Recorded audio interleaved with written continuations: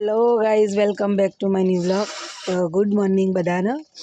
સવારના વાગ્યા 7, પોણા 7 વાગવામાં થોડી વાર. અને અહીંયા જો આ સવારની ભાજી વાયેલી છે.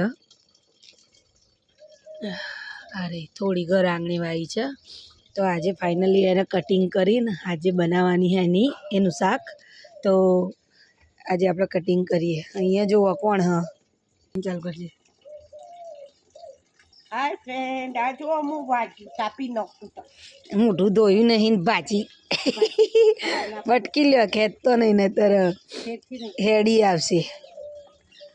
જો તો અમારા ને ભાઈ ઘરની ઓર્ગેનિક ખેતી. આ ટામેટાને છોડે વાવ્યો.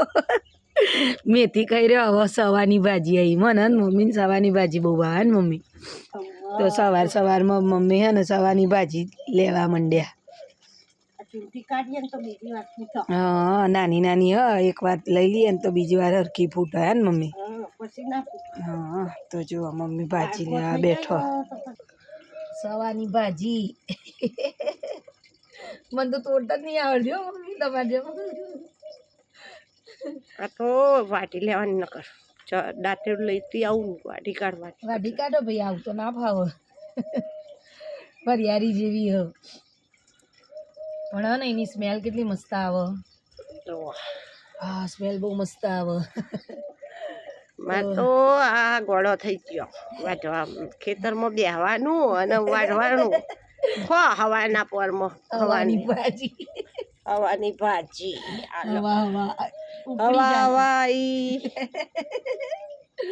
સવારમાં ચાલુ થઈ ગયું. હજુ પાલક વાવવાનું હે ને.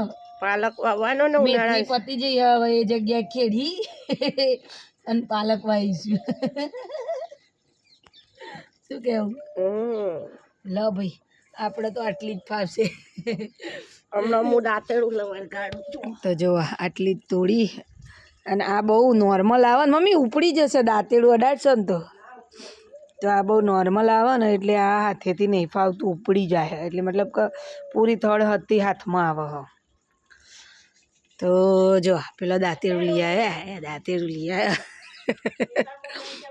ખેતરમાં. મિની ખેતર જો એ દાંતેડું લગાવી ભાઈ. ઉપડી જા મમ્મી. નહીં ઉપડતી? જો ઉપડી જાય નીચે. જો જો જો જો ઘણી બધી ઉપડી જાય ભાઈ. પાણી નતું વેડવું અત્યારે કાપી હતી તો શું કેવું? પાણી વેડ્યું ને એમાં ઉપડી જાય. હા, આ જોઈ જો એટલે હોભરી જઈ. તો ભાઈ કોઈ પણ ખાતર વગર ફક્ત છાણિયા ખાતરમાં ઘરે વાયેલી ભાજી ખાવી હોય તો આવી જો કે સવાની ભાજી આજ બનવાની છે. અને ઠંડી તો રહીને પડે. શું કેવું મમ્મી? સ્વેટરો મૂકેલો કાઢવા પડ્યા. 2 દાડાથી પાછી ઠંડી વધી. વધુ નહીં તો પછી સાફ કરી દઈશું. લીમડાનો પત્તો જ આવી ને એ તો વાંધો નહીં. તો જો ભાઈ અમારે અત્યારે સવાનું કટિંગ ચાલી રહ્યું. તો મળીએ પછી નવા મિની બ્લોગમાં મમ્મી. ત્યાં સુધી bye bye mummy. Bye bye.